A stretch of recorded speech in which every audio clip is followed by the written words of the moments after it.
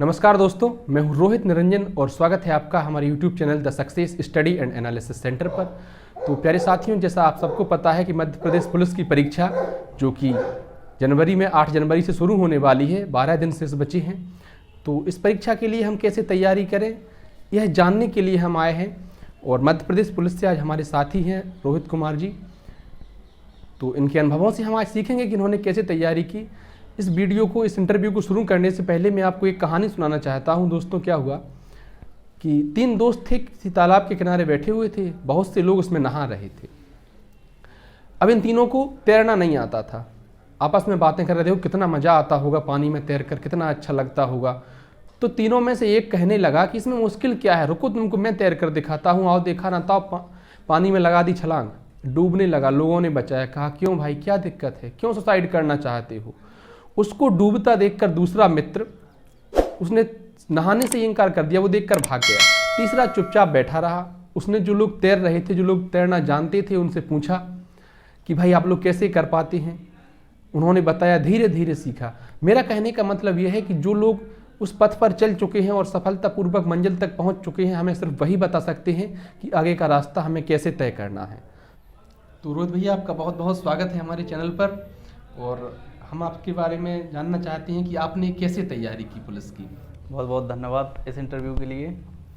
वैसे तो ऑब्वियस सी बात है कि नॉर्मली आप डेली न्यूज़पेपर पढ़ें करंट अफेयर्स के लिए। जो 4 से 5 क्वेश्चन करंट अफेयर्स के आते हैं, जी बिल्कुल, उसके लिए आप डेली एनालिसिस कर सकते हैं। बाकी ऑनलाइन क्लासेस भी चल रही हैं तो आप उनको भी पढ़ सकते हैं, लेकिन कोई ज़्यादा टाइम वेस्ट करने की ज़रूरत नहीं है, क्योंकि 4 से 5 क्वेश्चन या 6 क्वेश्चन ही आपको मिलेंगे करंट अफेयर्स के। बाकी जो क्वेश्चंस आते हैं वो मैथ्स के आते हैं, 14 से 50 लगभग। बाकी जो क्वेश्चन आएंगे वो जीके के मिलेंगे, आपको रीजनिंग के मिलेंगे। बाकी मध्य प्रदेश जीएस भी आपको कम ही मिलेगी, 3 से 4 क्वेश्चन ही आएंगे, या हो सकता है 1 से 2 ही आएँ। तो बेस्ट चॉइस है कि आप पहले मैथ कवर करें, रीजनिंग कवर करें और जीएस कवर करें, मुख्य पोर्सन। और साइंस भी 4 से 5 क्वेश्चन आते हैं साइंस के। ज़्यादा साइंस पर भी फोकस करने की ज़रूरत नहीं है। मुख्य फोकस मैथ रीजनिंग पर आप कर लीजिए, सिलेक्शन हो जाएगा लगभग। मैथ में भी अगर आपको ज़्यादा टफ पढ़ने की ज़रूरत नहीं है कि आप आर एस अग्रवाल लगा लो, आप शारदा लगा लो, आपका हो जाएगा इतने में। बाकी आप प्रैक्टिस सेट डेली ज़रूर लगाएं। बिना प्रैक्टिस सेट के 99% सिलेक्शन नहीं होगा। आप कम से कम डेली एक प्रैक्टिस सेट तो लगाएं ही, और उसके बेसिस पर फिर एनालिसिस करें कि गलतियाँ कहाँ हो रही हैं, कौन सा पोर्शन हमारा कमज़ोर है। जिस पोर्शन में आपके नंबर कम आ रहे हैं उसको आप बेटर करें। तो एनालिसिस सबसे ज़्यादा जरूरी है। एनालिसिस सबसे ज़्यादा जरूरी है। प्रैक्टिस सेट बहुत जरूरी है, क्योंकि प्रैक्टिस सेट ही आपको बताएगा ये चीज़ कि आपका पोर्शन कौन सा वीक है, कौन सा पोर्शन में आप बेस्ट हैं। प्रैक्टिस सेट से ही टाइम मैनेजमेंट हम सुधार प्रैक्टिस सेट से आप टाइम मैनेजमेंट सुधार सकते हो। और प्रैक्टिस सेट अगर हो सके तो ग्रुप में प्रैक्टिस सेट लगाएं। 40 से 50 लोग बैठ के प्रैक्टिस सेट लगाएं आप, तो उसमें आप एक इस तरह से अपने को डिसाइड कर पाएंगे कि मैं किस रैंक पे आ रहा हूँ। 50 लोगों में आप 40 पे आ रहे हैं, 30 पे आ रहे हैं, अंडर 10 है, अंडर 5 हैं, अंडर 20 हैं। तो उसमें आप एक रैंक अपना डिसाइड कर सकते हैं। अगर आप टॉप 5 में आ रहे हैं तो बेस्ट है, अगर आप कम आ रहे हैं तो और मेहनत कीजिए। तो जैसे जब आप तैयारी करते थे, आपको सबसे सरल विषय कौन सा लगता था? सबसे सरल विषय मुझे मैथ लगता था। और सबसे कठिन? सबसे कठिन तो जीएस है मेरे लिए, वो आज भी है। बिकॉज इसलिए कि 10th 12th और ग्रेजुएशन सभी मैंने मैथ से की है, तो इसलिए मैथ में मुझे कोई दिक्कत नहीं होती थी। बल्कि जिनको दिक्कत होती है उसका एक ही फॉर्मूला है, प्रैक्टिस कीजिए। जितनी आप प्रैक्टिस करोगे मैथ की, उतना ही बेस्ट होगा। आपने कहा मैथ सबसे सरल आपको लगता था, लेकिन वर्तमान समय में जिन लोगों से मिलता हूँ कहते मैथ बहुत कठिन है। किसी भी परीक्षा, हाँ यार मैथ बहुत कठिन है। तो मैथ पर बेहतर कमांड के लिए हमें क्या करना चाहिए? मैथ पर बेहतर कमांड के लिए सबसे बेस्ट यही कि आप जितना प्रैक्टिस करोगे मैथ की, उतना ही बेस्ट होगा। मुख्य चीज़, आप ट्रिक पर मत जाइए ज़्यादा। आपका जो बेसिक है वो कॉन्सेप्ट क्लियर रखिए, क्योंकि एक ही बेसिक से आप बहुत से सॉल्यूशन कर सकते हैं। ट्रिक से आप लिमिटेड चीज़ें कर पाएंगे, उसमें कन्फ्यूजन हो जाएगी। तो बेसिक से शुरुआत, बेसिक से करें आप। कोई ज़्यादा लेंथी सवाल नहीं आएंगे एमपी पुलिस में, नॉर्मल सवाल आएंगे, वो आपके बेसिक से हो जाएंगे।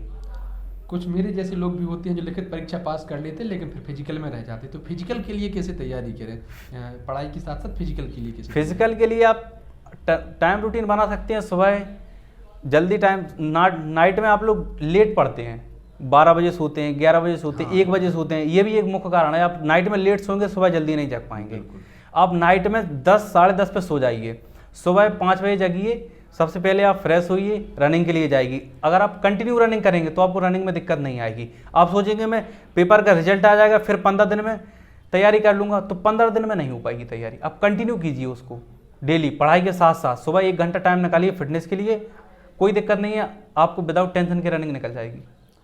तो पढ़ाई के साथ साथ रनिंग के लिए भी जो रोहित भाई ने ट्रिक बताई वो बहुत ही कारगर साबित हो सकती है।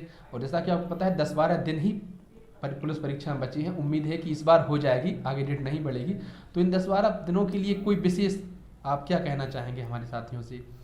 इन 10-12 दिनों में बेस्ट चीज़ यही है कि आप ज़्यादा से ज़्यादा प्रैक्टिस सेट लगाएं, क्योंकि उससे आपका टाइम मैनेजमेंट और बेस्ट होगा। जितने कम समय में आप पेपर कर लेंगे, आपको एक्स्ट्रा टाइम मिलेगा पेपर दोबारा से करने का।